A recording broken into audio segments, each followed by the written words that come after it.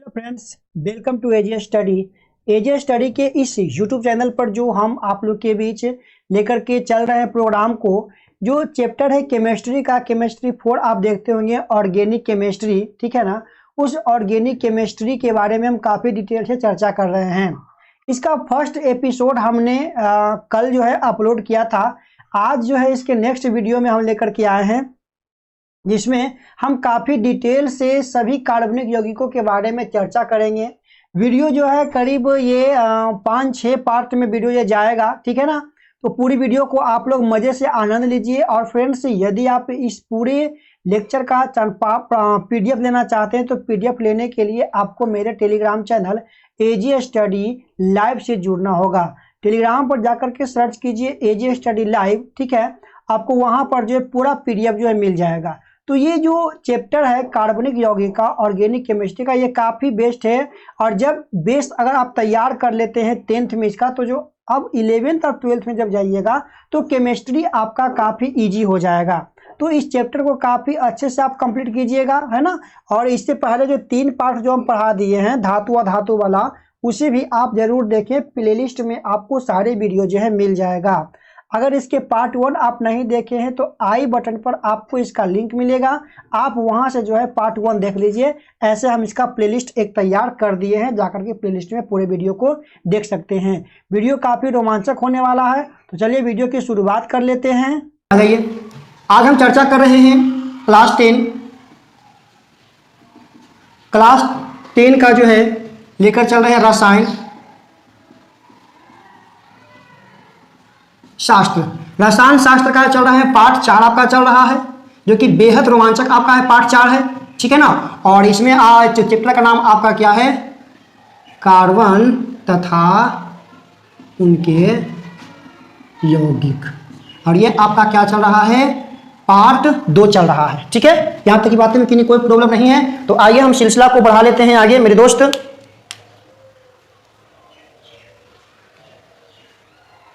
एकदम फिक्स रचना 5 नंबर। चलिए, बहुत अच्छा युवराज जी, धन्यवाद सभी को। आ जाइए मेरे प्यारे साथियों। यौगिक, कार्बन तथा उनके यौगिक में हम बहुत सारे गुण पढ़ लिए थे कि जीवन शक्ति का सिद्धांत क्या है। प्रयोगशाला में सबसे पहला कार्बनिक यौगिक क्या बनाया गया था, किसने बनाया था, कब बनाया था, ठीक है ना। इसके साथ साथ हम पढ़ लिए थे कार्बन के अपरूप के बारे में पढ़ लिए थे, संरचना पढ़ लिए थे, ग्रेफाइट के संरचना को हम पढ़ लिए थे। फिर इसका आपका हो गया हीरा के संरचना के बारे में पढ़ लिए थे। फिर आपका फ्लोरीन के संरचना के बारे में जाने थे कि इसका संरचना जो बकमी फुटबॉल की तरह होता है। सल्फर S8 का हमने अणुसूत्र पढ़ा था, इसका हमने एक बंधन भी बनाया था, है ना। यहाँ तक की क्लास हमने कर लिए थे। जो आपको पीडीएफ मिला होगा व्हाट्सएप ग्रुप पर, वे ग्रुप में जो पीडीएफ भेजेंगे उसमें कुछ फिगर जो छूट गया है, आप लोग फिगर उसको बना लें लाइव क्लास में, जैसे कि हम बनाए थे, ठीक है ना। आज हम चर्चा करेंगे आप लोगों के बीच कुछ तकनीक की चर्चा करेंगे जिससे कार्बनिक यौगिक को जो है दर्शाया जा रहा है ना। कार्बनिक यौगिक को जो किन किन प्रकारों से हम दर्शाते हैं, यही चीजों पर आज हम चर्चा करेंगे आप लोगों के साथ। जैसा कि पिछले क्लास में आपको करवाए थे कि कार्बनिक यौगिक को मुख्य रूप से 3 प्रकार से दर्शाते हैं। पहला आपका होता है लुईस इलेक्ट्रॉन बिंदु संरचना, ठीक है ना। अगर हम बात करते हैं तो लुईस इलेक्ट्रॉन बिंदु संरचना की अगर हम बात कर लेते हैं, सबसे पहला आ जाइए, हम सभी एकदम डिटेल से आपको लेकर चलेंगे। लुईस इलेक्ट्रॉन बिंदु संरचना, ठीक है ना। सबसे पहली बात हम लेकर के चल रहे हैं आप लोगों के बीच लुईस इलेक्ट्रॉन बिंदु संरचना, ठीक है। अगर हम बात कर लेते हैं आप लोगों के बीच लुईस इलेक्ट्रॉन बिंदु संरचना, ठीक है, लुईस इलेक्ट्रॉन बिंदु संरचना की यदि हम बात कर लेते हैं आप लोगों के बीच, तो यह जानते हैं क्या कहता है कि लुईस इलेक्ट्रॉन बिंदु संरचना कार्बन के जो परमाणु होते हैं, जो कार्बन के परमाणु होते हैं, ये हमें पता है कि कार्बन में कितने परमाणु आत्म कक्षा पाए जाते हैं, 4 पाए जाते हैं, है ना। तो प्रत्येक कार्बन के परमाणु दूसरे कार्बन के परमाणु के साथ जब सहसंयोजन बंधन के साथ जुड़ते हैं तो उसे जोड़ने के लिए एक बिंदु की सहायता पड़ती है ना। उसके 12वीं कक्षा में जो इलेक्ट्रॉन होते हैं, उस इलेक्ट्रॉन को, और जब 2 कार्बन या कार्बन किसी अन्य यौगिक से या किसी अन्य तत्व से जुड़ता है तो उसको दर्शाने के लिए हमें एक बिंदु की आवश्यकता होती है, जिसे हम लुईस इलेक्ट्रॉन बिंदु संरचना कहते हैं। ऐसा आपने पिछले क्लास जब धातु और अधातु पढ़ रहे थे तो उसमें बहुत सारी बातें, बहुत सारी क्वेश्चन जो है हम उसमें कर लिए थे, है ना। बहुत सारी बातें और बहुत सारे क्वेश्चन जो उसमें कर लिए थे। चलिए हम फिर भी हम आपको एक क्वेश्चन एग्जांपल दे करके समझाने का प्रयास करेंगे। यदि हम आपको कह दे मीथेन के बारे में, तो आप लोग जाने गए होंगे मीथेन के बारे में। अगर हम मीथेन की बात कर लें तो इसका आप लोग फॉर्मूला बोलिएगा CH4 बोलिएगा। अगर देखिए इसमें आपका दो पार्ट चल रहा है, एक आपका कार्बन है और एक आपका हाइड्रोजन है। अगर हम कार्बन की यहां से बात कर लो मेरे प्यारे साथियों, तो कार्बन की परमाणु संख्या 1 और इसकी संरचना आपका 2 और क्या हो जाएगा 4 हो जाएगा, है ना। इसके आपका 2 और 4 हो जाएगा, मतलब इसके बाद कक्षा में कुल कितने इलेक्ट्रॉन आपके हो रहे हैं, तो इसके बाद कक्षा में 4 इलेक्ट्रॉन हो रहे हैं। अगर हम बात कर लेता हूं आप लोग के बीच हाइड्रोजन की बात कर लेता हूं, तो इसका परमाणु संख्या 1 होता और इसका विन्यास भी एक ही आएगा, है ना। तो जब हम कार्बन और हाइड्रोजन की बंधन को बनाते हैं, तो कार्बन की बातम कक्षा में 4 इलेक्ट्रॉन है, तो ये चारों में से एक इलेक्ट्रॉन जो है हाइड्रोजन को दे देगा। हाइड्रोजन के पास पर्सनली एक ही इलेक्ट्रॉन होता है, तो ये एक इलेक्ट्रॉन इसे दे देता है। एक इलेक्ट्रॉन अपने बगल में रख करके जो है यह कार्बन के प्रत्येक इलेक्ट्रॉन से एक इलेक्ट्रॉन से अभिक्रिया कर करके जो है सहसंयोजक बंधन बना करके जो है यह हीलियम के सापेक्ष क्या होता है, पहुंच जाता है ना। हम एक एक बात को आपको समझाने का प्रयास करेंगे। अगर आप 10th में ये चैप्टर को ठीक से समझ लेते हैं, तो आने वाला जो आपका भविष्य है 11th और 12th उसमें आप अच्छा मार्क्स दे सकते हैं। इसलिए आप लोग स्थिरता से समझने का प्रयास कीजिएगा। अब देखिए, तो ये जो आपका संरचना कहलाया, इसी संरचना को हम क्या कहते हैं, लुईस इलेक्ट्रॉन बिंदु संरचना। ठीक है।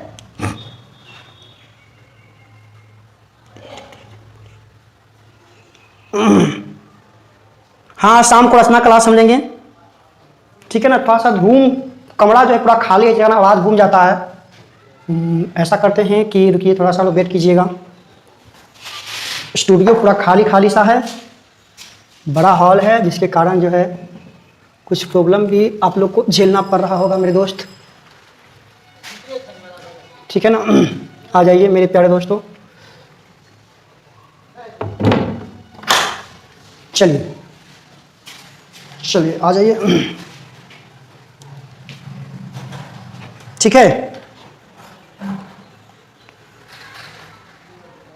बहुत अच्छा, चलिए ठीक है ना, यहाँ तक की बातें।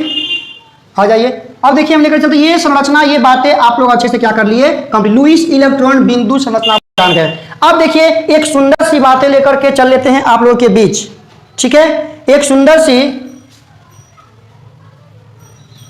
अब ठीक करा, देखिएगा आवाज, क्या आप लोग तक मेरी आवाज सही से पहुंच रहा है। वो आवाज है ना, रूम खाली है, जिससे आवाज जो है टकरा रहा है और इसका परावर्तन हो रहा है, ठीक है। इसके कारण आवाज सही से नहीं जा रहा होगा, हो सकता है। अब ठीक है, क्या आप लोग हमें सही से सुन पा रहे हैं। हॉल थोड़ा बड़ा है। अब ठीक है, क्या आप सही से सुन पा रहे हैं। दूसरी बात लेकर के चल लेते हैं हम आप लोग के बीच, संरचना सूत्र, ठीक है ना। दूसरी बात लेकर के चल लेते हैं संरचना सूत्र। अगर हम बात कर लेते हैं आप लोगों के बीच संरचना सूत्र की बात कर लेते हैं, तो संरचना सूत्र कहता है कि जब दो परमाणुओं के बीच बनने वाले बंधन, जब दो परमाणुओं के बीच जो बंधन बनता है, उस बंधन को जब हम एक रेखा से हम डिनोट कर लेते हैं, सूचित कर लेते हैं, तो उसको हम क्या कहते हैं पता है, उसी को कहा जाता है संरचना सूत्र कहा जाता है। हम इस चैप्टर में पूरा का पूरा आपको संरचना सूत्र पर ही आपकी चर्चा होगी, तो आप लोग इसे केवल अच्छे से समझने का प्रयास करिएगा मेरे प्यारे साथियों, ठीक है ना। जब किसी भी तत्व के बीच जो है धातुओं के बीच अधातुओं के बीच जब बंधन बनता है, सहसंयोजक बंधन बनता है, तो बंधन जितने इलेक्ट्रॉनों के बीच होता है ना, तो उसके लिए जब हम एक रेखा का उपयोग करते हैं, उसी को क्या कहते हैं हम संरचना सूत्र कहते हैं। क्या कहते हैं, संरचना सूत्र कहते हैं। क्लियर है। जैसे मान लिया जाए हम अभी हम आप लोग के बीच लिया CH4, हम इसके बारे में 3 पार्ट में काफी अच्छे से समझा भी चुके हैं। CH4 अगर लेते हैं, अभी इसका संरचना भी हमने बनाया था, ये सभी के बीच जो है एक एक इलेक्ट्रॉनों के लिए जो है करता है। तो यहाँ पर जब हम एक एक संरचना एक एक इलेक्ट्रॉन के जगह पर एक एक रेखा दे देते हैं, तो यही आपका क्या कहलाता है, संरचना सूत्र कहलाता है, ठीक है ना। यही आपका क्या कहलाता है, संरचना सूत्र कहलाता है। चलिए आप लोग एक कमेंट करें छोटा सा, और आप लोग इसका नाम हमें क्या बता सकते हैं कि क्या है। चलिए हम इंतजार करते हैं, जो मेरे साथियों 3 पार्ट हमसे पढ़े होंगे वे जरूर इसका नाम बता देते हैं। आपका दुगना से 2 अधिक है ना, तो इसमें एल्केन समूह में एन जोड़ेंगे, तो देखिए मेथा एथा प्रोपा था, प्रोपा में एन था प्रोपेन, ये आपका क्या हो जाएगा पेन आपका राइट है, ठीक है ना। तो अगर इसका हम आपको संरचना कहें बनाने के लिए, ये भी बताए थे पिछले क्लास में कि जो एल्केन समूह होते हैं उसमें प्रत्येक कार्बन प्रत्येक हाइड्रोजन सिंगल सिंगल बॉन्ड से जुड़े होते हैं, बताए थे ना। याद है कि भूल भी गए? हम 3 पार्ट का पूरा PDF भी हम आप लोगों के बीच जो है भेज दिए थे। टेलीग्राम पर जो है हम पूरा PDF अपलोड कर देंगे आप लोगों का, है ना। जिनको जो भी जब भी जुड़ेंगे वह आप वहां से डाउनलोड कर सकते हैं PDF को, ठीक है जी। तो यही आपका क्या कहलाता है, संरचना सूत्र कहलाता है, ठीक है ना। प्रोपेन होगा या प्रोपेन होगा, ठीक है, ये आपका प्रोपेन हो जाएगा। यहां तक की बात आप लोग समझ गए। अब लेकर के चल लेते हैं एक छोटा सा त्रिविमीय सूत्र क्या होता है, ठीक है। अगर हम बात कर लेते हैं त्रिविमीय सूत्र की बात कर लेते हैं, तो सबसे पहले इसमें याद रखना है कि जब कोई कार्बन के बीच हाइड्रोजन जुड़ता है तो उसका एक भाग आपका खाली रहता है और 3 भाग आपका भरा रहता है, ठीक है ना। एक भाग आपका क्या रहेगा, खाली रहेगा, और 3 भाग आपका क्या रहेगा, भरा रहेगा। अब इस स्थिति को हमें समझना है। जैसे हम अगर CH, ध्यान समझिएगा, हम लेकर चल रहे हैं आप लोग के भी तीसरा रूप त्रिविमीय अगर सूत्र की बात कर लेता हूं, ठीक है ना। त्रिविमीय अगर सूत्र की बात कर लेता हूं, और सबसे पहले एक छोटा सा एग्जांपल हम लेकर चल लेते हैं आप लोग के बीच। मेथेन की एग्जांपल की हम बात कर लेते हैं, CH4 की एग्जांपल की बात कर लेते हैं। तो ये जो आपका त्रिविमीय होता है, अगर इसकी संरचना को दर्शाना होता है तो ये आपका पहला H हो गया, ठीक है। समझ मेरी बात को आप लोग। ये आपका दूसरा जगह डॉट डॉट लाइन से इसको दर्शाते हैं, है ना। और एक आपका हो जाता है बेज रेखा, आपका होता है इस प्रकार से, ये आपका मोटा होगा त्रिकोण की तरह, ठीक है। ये भी आपका जो कि इस प्रकार से रंगा हुआ होगा, है ना। ये आपका इस प्रकार से रंगा हुआ होगा, पूरा पूर्णतः जो है ये आपका रंगा हुआ होगा, ठीक है। और ये आपका एक यही रेखा आपका यहाँ रहेगा। इस संरचना को आप लोग गौर से देखिए, थोड़ा सा आप लोग वेट कीजिएगा। चलिए कोई बात नहीं हो रहा, आ जाइए। ये आपका ध्यान दीजिएगा, अच्छे से गौर से ध्यान दीजिएगा। ये जो हम आपकी संरचनाएं आपको बना रहे हैं, बता रहे हैं, वे संरचनाएं पर जो है आप लोग अच्छे से ध्यान दीजिए। इसकी देखिए, एक पार्ट आपका खाली है और 3 भाग इसका क्या आपका है, भरा हुआ है ना। 3 भाग इसका क्या पड़ रहा है, 3 भाग इसका भरा हुआ है। अगर हम बात कर लेते हैं, ये जो आपका रेखा है, ये रेखा आपका कहलाता है ठोस रेखा। ये क्या कहलाता है आपका, ये रेखा जो आपका कहला रहा है, ठीक है ना। समझ में आ रहा है आपको? प्रहलाद जी, मनीष जी, युवराज जी, S8 नहीं समझ में, ठीक है। हम समझाएंगे, S8 को लेकर चलेंगे, पहले इसको समझ लेते हैं, ठीक है ना। पहले इसको समझते हैं, उसके बाद हम प्रयास करेंगे। पिछली वीडियो आप देख भी सकते हैं, ऐसी बात नहीं है, ठीक है ना। और ये जो आपका डॉट डॉट रेखा होता है, उसको हम कहते हैं कागज की सतह पर इसको दर्शाया जाता है। ये आपका होता है कागज के सतह पर इसको हम दर्शाते हैं, और इस रेखा को क्या कहते हैं, हम बेज रेखा कहते हैं। क्या कहते हैं इसको, हम बेज रेखा कहते हैं, ठीक है ना। इसमें 3 भाग जो है आपका भरा रहेगा और एक भाग आपका क्या रहेगा, खाली रहेगा, ठीक है ना। आ जाइए, क्लियर ये बात है आपको। सारा PDF जो है आपको उसी पर मिल जाएगा आपको, ठीक है। जितना भी आपका PDF होगा, सभी के सभी PDF आपको मिल जाएगा, टेलीग्राम चैनल पर मिल जाएगा। जो भी मेरे दोस्त टेलीग्राम चैनल पर अगर नहीं जुड़े हैं तो नीचे में देखिए टेलीग्राम ID मेरा फ्लश कर रहा होगा, उस टेलीग्राम पर आप लोग जरूर से जरूर जुड़ जाए, ताकि आपको 10th का पूरा PDF आपको उस पर उपलब्ध हो जाए। हर ऑल सब्जेक्ट का PDF जो है आपको उस पर उपलब्ध हो जाएगा मेरे दोस्त, ठीक है ना। चलिए, ठीक है, तक की बातें आज इसको मिटा देते हैं और कुछ नई नई बातें हम आप लोग के साथ जो है आज छेड़ेंगे। एक सुंदर सा क्वेश्चन आ रहा है जो एग्जाम में कई बार पूछ रहा है ना। एक सुंदर सा क्वेश्चन आ रहा है जो एग्जाम में कई बार पूछ रहा है, कार्बन के किस गुण के कारण, ध्यान दीजिए क्वेश्चन को, कार्बन के किस गुण के कारण कार्बनिक यौगिकों की संख्या सबसे अधिक है। Very important question. हम देखिए क्वेश्चन यहां पर लिख भी देते हैं, ठीक है ना। कार्बन के किस गुण के कारण कार्बन की संख्या सबसे अधिक, कार्बनिक यौगिकों की सबसे अधिक है। किन्हीं के पास जवाब है? किन्हीं? श्रृंखल गुण के कारण।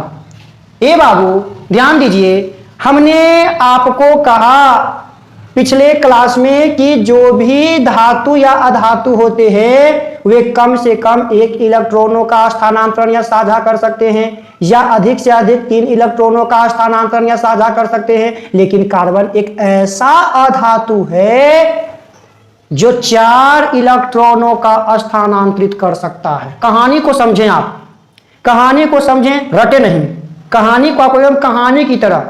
कार्बन के पास 6 इसके पास परमाणु संख्या 6 था। जब इलेक्ट्रॉनिक विन्यास निकालते हैं तो इसके बाद हम कक्षा में कितने इलेक्ट्रॉन आते हैं साहब? 4 इलेक्ट्रॉन आते हैं। ये अधातु है। कहिएगा कि चल 4 इलेक्ट्रॉन तो धातु होता है, तो नहीं, ये अपवाद है। ये आपका क्या है? अधातु है। यह प्रत्येक कार्बन 4 अन्य किसी अन्य पदार्थ के साथ, किसी अन्य अधातु के साथ जो है 4 कार्बन जो है, 4 कार्बन के परमाणु अन्य 4 कार्बन परमाणुओं से जुड़ करके एक चतुष्फलकीय बंधन का निर्माण करता है। ठीक है, एक श्रृंखल का निर्माण करता है। इसी गुण के कारण, फिर से बोलिएगा, प्रत्येक कार्बन परमाणु के बातम कक्षा में 4 इलेक्ट्रॉन होते हैं। वे 4 अन्य कार्बनों या अन्य धातुओं से या हाइड्रोजन से जो है जुड़ते हैं और जुड़ करके एक श्रृंखल का निर्माण करता है, श्रृंखल गुण का निर्माण करता है, जिसके कारण कार्बनिक यौगिकों की संख्या हमारे पृथ्वी पर जो है, हमारे दैनिक जीवन में जो है काफी मैक्सिमम पाया जाता है, काफी अधिकतम है। किसके गुण के कारण? किसके गुण के कारण? श्रृंखल गुण के कारण। किसके गुण के कारण? श्रृंखल गुण के कारण। बोलिए ना एक बार, कार्बन यौगिकों की संख्या सबसे अधिक किसके गुण के कारण पाए जाते हैं? एक बार बोलिए जोर से, एक बार और, एक बार और। एकदम सही बोले हैं, श्रृंखल गुण के कारण। कार्बन क्या है? अधातु है। कार्बन क्या है? अधातु है। याद रहेगा ना? याद रहेगा ना? भूलिएगा नहीं ना? ठीक है ना? आगे चलूं? ठीक है, बहुत अच्छा, बेहतरीन। आप लोग वीडियो को लाइक और शेयर कर दिए क्या? आप लोग वीडियो को लाइक और शेयर तो कर दीजिए। ठीक है, चलिए एक सुंदर सा क्वेश्चन लेकर के चल लेते हैं। कार्बनिक यौगिकों के वर्गीकरण से आप क्या समझते हैं? यहां से अब आपका चैप्टर होने वाला शुरू। ठीक है, यहां से अब आपका चैप्टर होने वाला शुरू। तो आप लोग हो जाइए सावधान। चलते हैं चैप्टर की गहराई में। ठीक है, कार्बन यौगिकों के वर्गीकरण से आप क्या समझते हैं? कहता है कार्बनिक यौगिकों के वर्गीकरण। वर्गीकरण का मतलब होता है बंटवारा। तो कार्बन के श्रृंखल गुण के कारण जो है कार्बनिक यौगिकों की संख्या सबसे अधिक है, जिसके कारण इसका एक एक करके अध्ययन करना संभव नहीं है। फलतः इसे हम एक विशेष प्रकार के अलग वर्ग में रखा गया है या वर्गों में बंटवारा कर करके जो है इसका अध्ययन करते हैं। ठीक है ना? इसीलिए कार्बनिक यौगिकों का वर्गीकरण बेहद जरूरी होता है। ठीक है ना? याद रखिएगा, कार्बनिक यौगिक के जिस शाखा में कार्बन तथा हाइड्रोजन से बने यौगिकों का हम अध्ययन करते हैं उसको हम कहते हैं हाइड्रोकार्बन कहते हैं। ठीक है ना? क्या कहते हैं हम? उसको हम कार्बन को क्या कहते हैं? हाइड्रोकार्बन का समूह कहते हैं, हाइड्रोकार्बन का ग्रुप कहते हैं।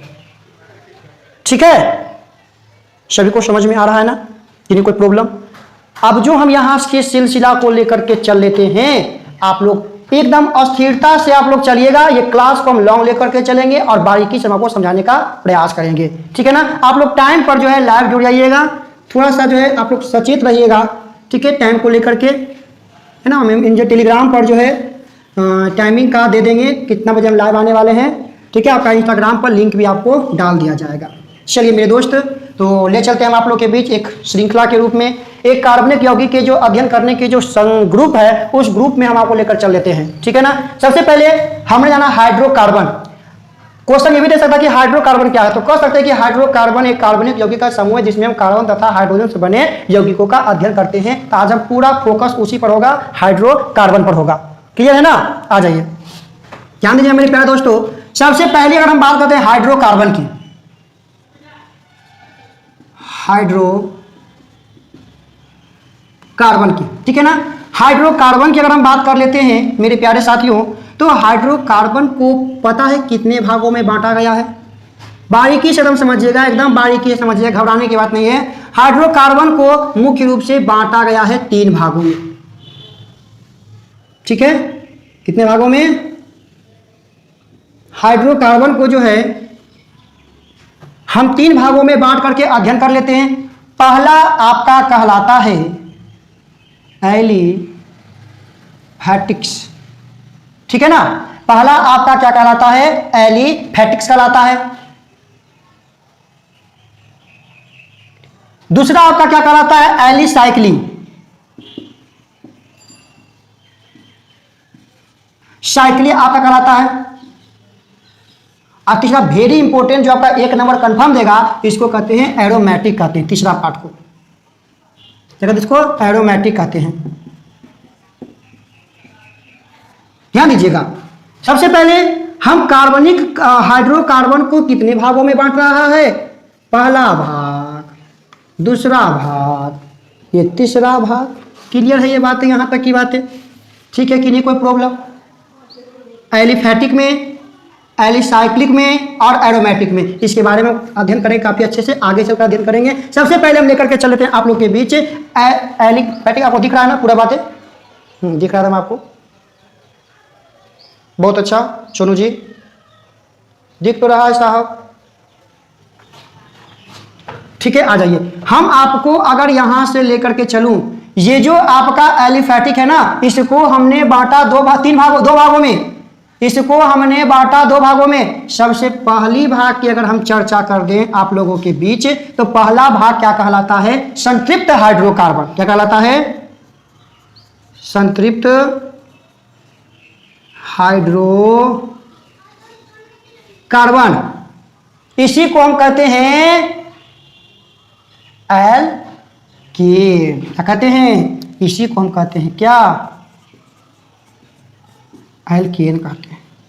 ये आपस में एक क्या होता है? संतृप्त हाइड्रोकार्बन होता है, ठीक है ना। संतृप्त हाइड्रोकार्बन होता है, ठीक है। इसको हम क्या कहते हैं? एल्केन कहते हैं। एल्केन कहते हैं। क्वेश्चन यह देता है कि एल्केन कौन सा हाइड्रोकार्बन है? एल्केन कौन सा हाइड्रोकार्बन है? तो यह एक संतृप्त हाइड्रोकार्बन है। संतृप्त हाइड्रोकार्बन का मतलब क्या होगा कि प्रत्येक कार्बन का जो 4 परमाणु आपस में बचा हुआ रहता है इलेक्ट्रॉन, वे किसी न किसी रूप से 4 अन्य धातुओं से जो है एकल बंधन के रूप में जो है जुड़ जाते हैं। इसमें कोई खाली नहीं बचता है, इसीलिए इसमें क्या होता है? आपका संतृप्त हाइड्रोकार्बन हम इसे कहते हैं, ठीक है ना। इसे क्या कहते हैं? संतृप्त हाइड्रोकार्बन। हाँ सोनू जी, इसका फॉर्मूला आगे चलेंगे बहुत अच्छा से, एकदम बारीकी से समझ करेंगे सारी बातों को। अब आ जाइए दूसरी बात की हमने आज चर्चा कर रहे थे आप लोग के बीच, ये जो आपका एलिफैटिक्स आपका हुआ, एक संतृप्त हाइड्रोकार्बन और एक असंतृप्त हाइड्रोकार्बन, ठीक है। दूसरी इसमें देखिए, ये आपका पहली बात हो गया। और अगर इसकी हम ले लेते हैं, दूसरी बात को लेकर के चल लेते हैं, तो इसकी आपका दूसरी बात हो जाएगा। ये आपका होता है असंतृप्त हाइड्रोकार्बन, ठीक है ना। असंतृप्त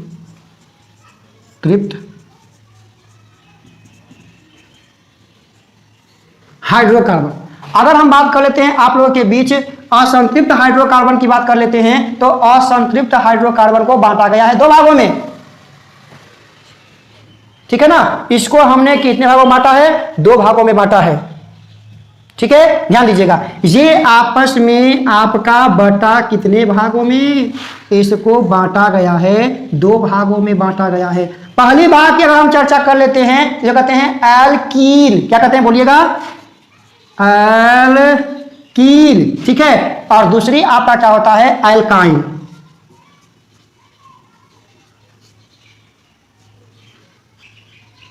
ठीक है ना। ये बातें आपको दिख रही है? तो ये एक सुंदर सा हम संरचना बनाएं, याद रखिएगा। एल्कीन और एल्काइन आपका असंतृप्त हाइड्रोकार्बन के तहत आता है, ठीक है ना। एल्कीन और एल्काइन जो होता है आपका असंतृप्त हाइड्रोकार्बन के तहत आता है, ठीक है। यहां तक किन्हीं कोई प्रॉब्लम है तो बोलिएगा, फॉर्मूला हम लेकर चलेंगे बाद में, बोलिएगा, क्योंकि इसके बाद हम आपको काफी बेहतरीन सी बातें करवाने वाले हैं, याद रखिएगा। यहां तक में किन्हीं को कोई प्रॉब्लम है तो हमसे बोल सकते हैं, क्योंकि इसके बाद जो होने वाली बातें वो आपका एग्जाम में 1 नंबर तो कंफर्म देगा, हम लिख के कहते हैं। हर एक सर पूछता है, इसलिए इस बार ही पूछेगा। समझ में आ रहा है ना। ये संरचना की केमिस्ट्री है, केमिस्ट्री में कुछ ना कुछ बातें आपको याद भी करना पड़ेगा, ठीक है ना। केमिस्ट्री में आपको कुछ ना कुछ बातें याद भी करना पड़ेगा। याद रखिए, सबसे पहले देखिए हाइड्रोकार्बन को 3 भागों में एलिफैटिक, एलिसाइक्लिक और एरोमेटिक की चर्चा करने के बाद जो किसी भी आपको 1-2 नंबर मिल जाएगा। जब आप पढ़ेंगे ना आवर्त सारणी तो आपको अच्छा समझ में आएगा ये। फिर देखिए संतृप्त हाइड्रोकार्बन, एलिफैटिक को 2 भागों में, संतृप्त हाइड्रोकार्बन, असंतृप्त हाइड्रोकार्बन। इसी को कहते हैं हम एल्केन कहते हैं, और असंतृप्त हाइड्रोकार्बन 2 भागों में, एल्कीन और एल्काइन में आपका बटा। क्लियर है?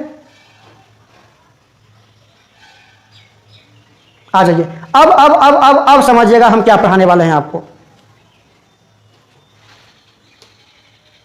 एकदम सही बोल रहे हैं मंटू जी, एकदम सारी हम कहानी आपको सुनाएंगे, घबराए नहीं, धीरे धीरे हम लेकर चलेंगे। अब हम एक एक बातें आपके बीच शेयर करेंगे जो काफी इंपॉर्टेंट होने वाला है। मेरे साथ साथ आप लोग भी बोलिएगा, ठीक है ना? चुपचाप नहीं कोई बैठेगा, चुपचाप कोई नहीं बैठेगा, ठीक है? चुपचाप जो है कोई नहीं बैठेगा, सभी के सभी जो है आसानी से आराम से बोलते रहेंगे। थोड़ा सा हम समझेंगे क्या, एक क्वेश्चन है सुंदर सा, क्रियाशील समूह से आप क्या समझते हैं? हम क्वेश्चन लिख ही देते हैं तो आपको अच्छे से याद रहेगा, ठीक है ना? क्रियाशील समूह, क्रियाशील समूह से आप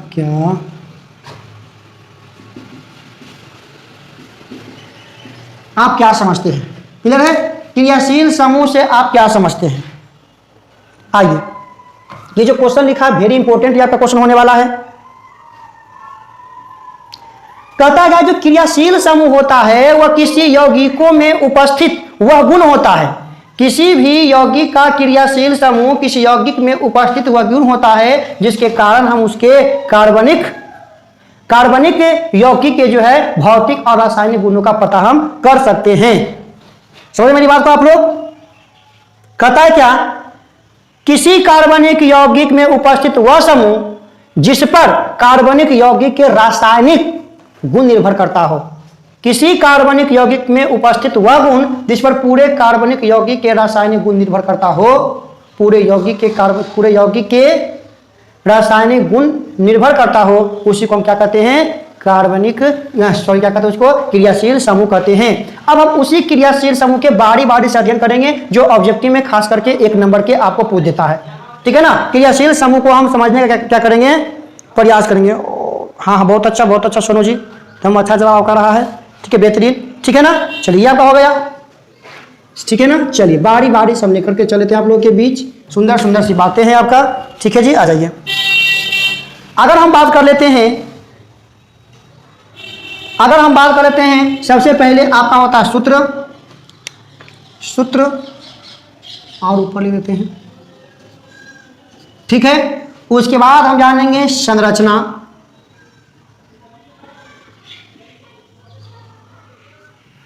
संरचना के बाद जानेंगे हम उसके नाम जिससे हम पहचान सकते हैं, ठीक है? और लास्ट में हम जानेंगे उसका वर्ग, वह कौन से वर्ग में आता है। आ जाइए।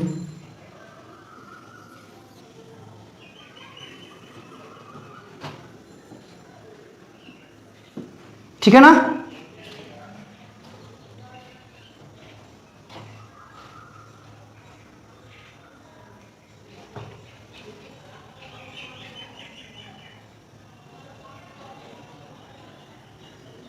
ठीक है, चलिए आगे। बहुत अच्छा ध्यान दीजिएगा। सबसे पहली बात हम लेकर के चले थे आप लोग के बीच, ध्यान दीजिएगा।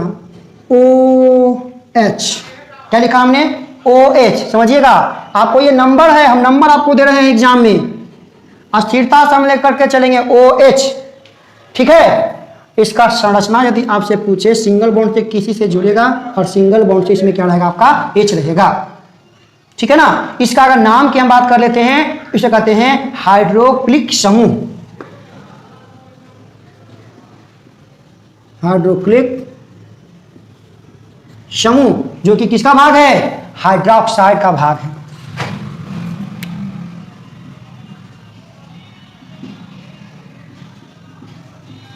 Oxide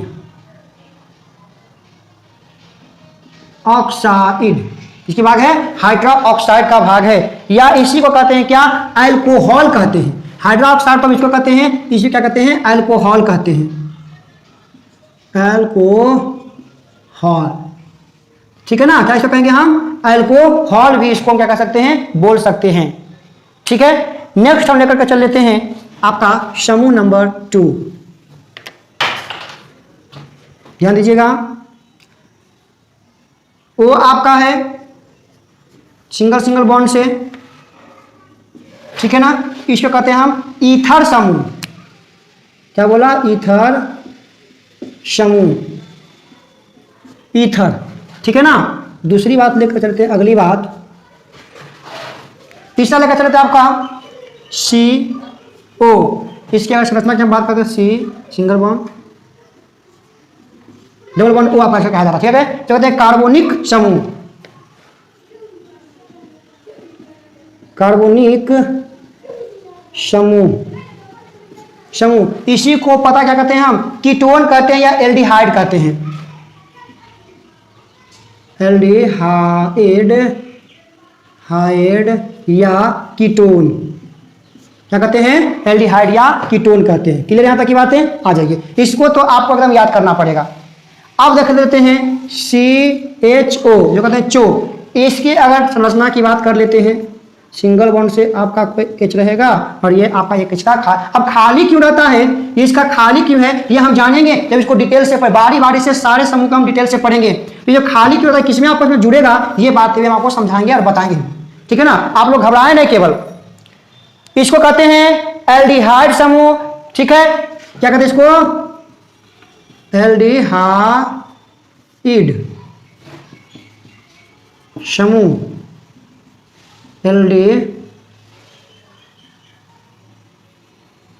aldehyde. ठीक है, ये भी आपका क्लियर हो गया।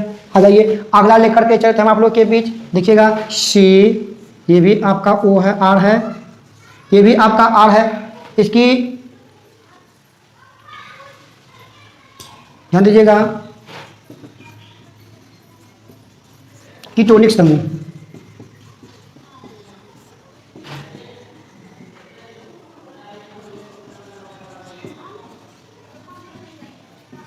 कीटोन। ठीक है, आ जाइए, यह क्या हो गया। नेक्स्ट लेते हैं C डबल, वो इसको चो कहते हैं हम, C double bond O, C double bond O। Clear है, इसके बाद आपका हो जाएगा सिंगल बॉन्ड से, फिर 2 आपका हो गया ना। ठीक है, और इसके बाद आपका क्या हो जाएगा, सिंगल बॉन्ड से O और सिंगल बॉन्ड से H आपका हो जाएगा। ठीक है, इसको आपको याद रखना पड़ेगा, ये कहलाता है आपका क्या, कार्बोक्सिलिक समूह।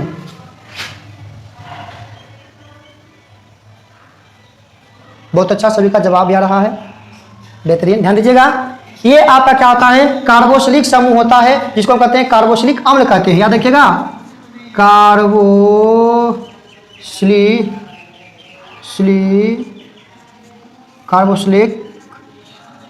समूह, इसे कहते हैं कार्बोक्सिलिक अम्ल, कार्बोक्सिलिक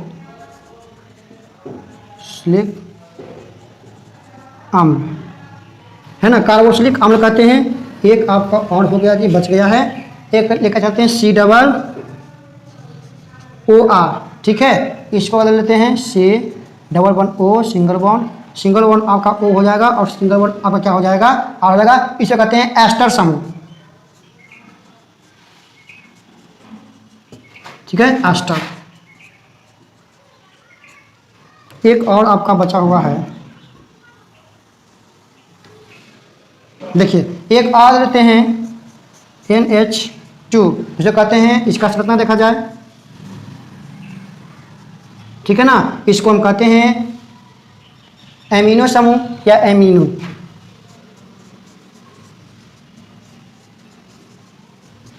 कहते हैं एमिनो।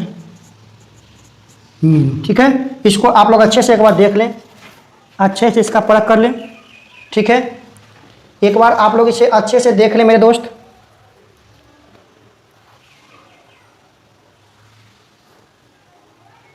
बहुत अच्छा सोनू जी।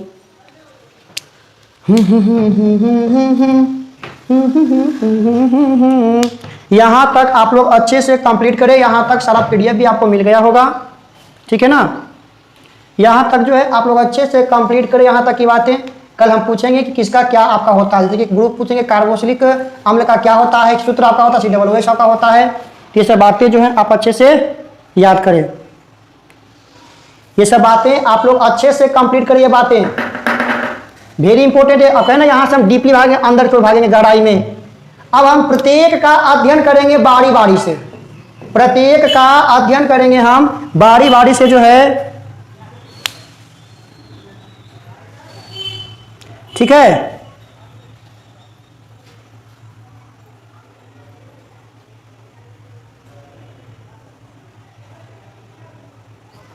हैंडराइटिंग तो लिखा है आपका ईथर समूह, थोड़ा सा देख लीजिए, स्क्रीन को बड़ा कर करके दिख जाएगा आपको।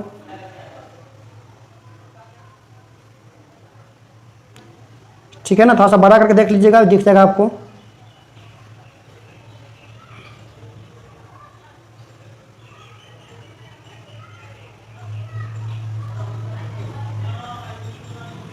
ठीक है मेरे प्यारे दोस्तों, आप लोग मेरे वीडियो को आप जरूर लाइक और शेयर जरूर करें। देखिए जो भी बच्चे अगर टेलीग्राम से नहीं जुड़े हैं, डिस्क्रिप्शन में उसका लिंक डाल दिया गया है, टेलीग्राम का लिंक जो है हम डिस्क्रिप्शन में डाल दिए हैं, आप वहां देख सकते हैं। एजे स्टडी लाइव टेलीग्राम चैनल आपका है, एजे स्टडी लाइव, आप वहां से टेलीग्राम चैनल में जा सकते हैं। ठीक है, तो आप लोग अच्छे से यहाँ तक की बातें आज के लिए कंप्लीट करें। मिलते हैं आज शाम को रचना के साथ। आप लोग